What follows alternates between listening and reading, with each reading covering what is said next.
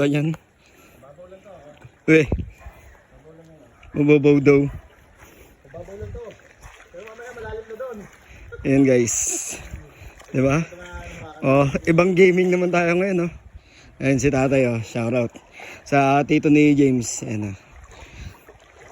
Oh, lito ng ano, ng ilog dito. Dati maluwag pa to, tsaka malalim. Ayan. Ayan yung may malapit sa motor. Yung may nakatambang puno na yan. Dati hanggang doon pa yung tubig niyan. Ngayon wala na. Tapos yung bahay ni tatay wala na. Nilipat na daw doon sa loob.